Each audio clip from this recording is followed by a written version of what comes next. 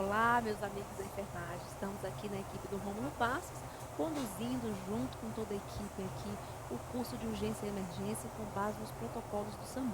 E nesse bloco especificamente nós vamos aqui trabalhar com relação à exacerbação dos sinais e sintomas do paciente que já tem a doença pulmonar obstrutiva crônica. Então, diante dessa situação, o que é que deve ser feito no suporte avançado de vida, envolvendo aqui o uso de algumas medicações que vão ser úteis aqui para o melhoramento dessa crise, para fazer aqui uma broncodilatação e melhorar o processo respiratório desse paciente. O paciente que tem o DPOC, enfisema, bronquite, diferente aqui da sua classificação, é necessário ter todo o cuidado, porque ele já tem ali a doença de base instituída. O paciente que tem bronquite, ele já é um paciente que tem aquele dificuldade respiratória, é um paciente que é mais cianótico mesmo, ele já tem uma pele mais cianótica, principalmente no caso mais grave, paciente com muita secreção, certo? Aquela secreção que não melhora. O paciente com enfisema ocorre ali com a destruição dos alvéolos, não é isso, pessoal? E esse paciente tem dificuldade de respiração, é um paciente mais vermelho, paciente que tem aqui o tórax em barril, Então é aquele paciente que tem dificuldade respiratória também. Então, diante desses pacientes que já têm essas doenças de base, uma insuficiência respiratória, uma dificuldade respiratória, como que deve ser conduzida pela equipe de urgência e emergência? Então, vamos lá. Quando que eu vou suspeitar para incluir aqui esse protocolo de suporte avançado para o paciente que tem DPOC e que está diante de uma crise? Então, paciente com história de DPOC, com sinais e sintomas respiratórios sugestivos dessa exacerbação, que pode ser uma piora da dispneia, aumento da produção de escarro e ou alteração de sua característica, que passa a ser aqui purulento.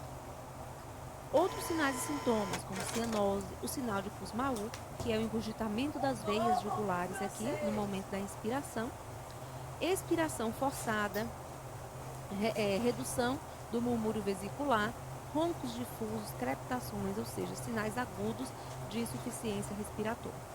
Outros achados sugestivos de gravidade da crise vai mostrar para a gente um movimento paradoxal de parede torácica, cianose central ou aparecimento recente, história prévia, porque ele pode ser cianótico já, se ele tiver uma bronquite, ou apareceu agora, ou piorou, história prévia de ventilação mecânica, instabilidade hemodinâmica, alteração do estado mental e presença de edema periférico.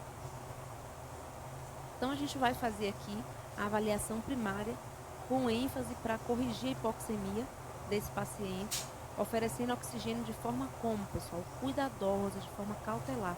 Por quê? Observe que os outros protocolos, o oxigênio é fornecido com o paciente saturando menor que 94.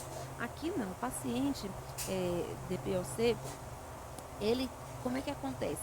O próprio estímulo do aumento do CO2 e a diminuição do oxigênio que leva o estímulo para haver ali o drive respiratório. Então, quando esse paciente recebe oxigênio, a baixa de oxigênio não vai ser o estímulo para estimular ali o início da respiração. E isso pode gerar complicação para o nosso paciente, tá certo? Então, oferecendo oxigênio de forma cautelar, observando aqui os níveis de saturação e, se possível, entendendo quais são os níveis aqui de saturação desse paciente sem estar na crise.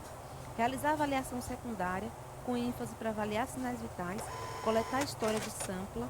Essa história sampla é uma sigla para a gente poder relembrar com relação a verificar sinais vitais, queixa do paciente, com relação se ele tem alguma alergia, se ele está usando alguma medicação ou se ele usou recentemente alguma medicação, o passado médico dele com relação a alguma doença de base que ele apresenta além da DPOC, se ele tem insuficiência cardíaca, enfim, outros problemas crônicos e agudos, a questão do L, se ele ingeriu algum líquido ou algum alimento recentemente, e o A aqui, avaliando também o ambiente que esse paciente se encontra.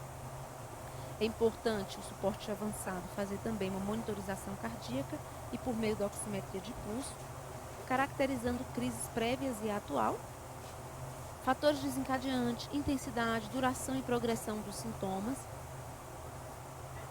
e iniciar a abordagem medicamentosa. Então, é importante fazer o que para esse paciente aqui? Broncodilatador. Então, pode ser o salbutamol, aerosol, tá? dosimetrando acoplado a espaçador e máscara, então 4 a 8 jatos, com espaçador a cada 10 a 20 minutos, podendo repetir até 3 vezes. E como alternativa, a gente pode usar o Berotec, o fenoterol, que também é um broncodilatador, por meio da nebulização. 10 gotas, bem mais concentrado do que nas doses normais de nebulizações, que a gente usa 5 gotas. Aqui, na situação de emergência, a gente vai usar 10 gotas, diluídas em 5 ml de soro fisiológico, por inalação na máscara de oxigênio, 6 litros por minuto, e pode ser repetida a cada 20 minutos até 3 nebulizações. Lembrando que esses broncodilatadores aumentam muito a frequência cardíaca do paciente, tá? Na crise grave, a gente pode associar aqui o atrovente, o ipratrópio, 40 gotas por nebulização junto com fenoterol, ou em nebulização com 5 ml de soro fisiológico após o salbutamol, tá? O nosso aerolim. E a hidrocortisona, que é aqui o corticoide para diminuir a resposta inflamatória desse processo, melhorando mais rapidamente o nosso paciente, o nosso solucortef, tá? 200 miligramas endovenoso. Realizar contato com a regulação médica para definição de encaminhamento e ou aqui da unidade de saúde de destino. Obrigada, pessoal, e fica com a parte prática do curso e até as próximas aulas.